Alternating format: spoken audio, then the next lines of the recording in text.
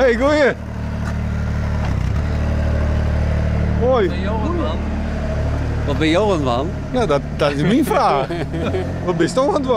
Je moet nog klussen, hè? En er is nog wel wat voor plan of net? Wat zijn Sjen? Nou, je toch binnen. dit moet dat worden. We zijn hier sinds januari aan het klussen. En er moet nog wat in horen. Nou, als je in deze tijd is er geen betere besteding dan dit natuurlijk. Nee.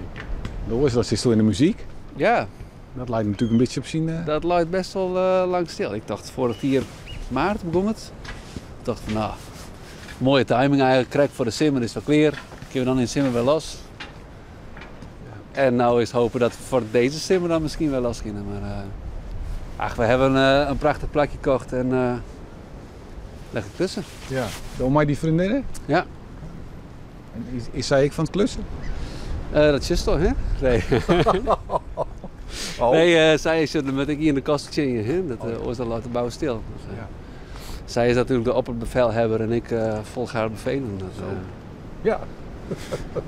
Ja, dat is als exact zij het. er net is, kan ik het gewoon aan het hebben. Hè? Dat is Ja. exact. Zullen we mee binnen? Ja, zeker.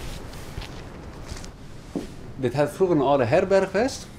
Waar de balken werden vast kunnen hellen. En dit zijn de oude planken die sterretjes. Dit zijn oude planken uit de herberg. Oude vlierplanken, die hebben nou een wand aan. En er komt een bedsteekkast van. Ja. Maar wat is je planning? Nou, deze week het dak. Volgende week de afwerking. Nee, we hopen op 1 juli oer te gaan. Oké. Ja. Tadaa! Kijk.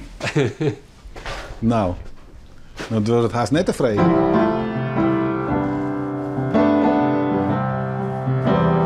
Dus dan ben ik dan in de pauze wat aan het componeren.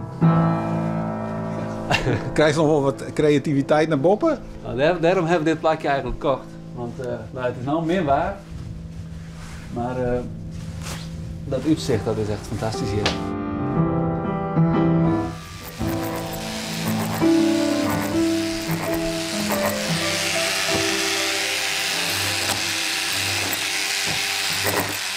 Dit wordt een squasje. Oké. Ja. Duurzaam ik nog. Ja, tenminste, we hebben hier heel vaak vrienden te helpen en die ze staan gewoon wel vrij gek van het wat bewaren. Ja.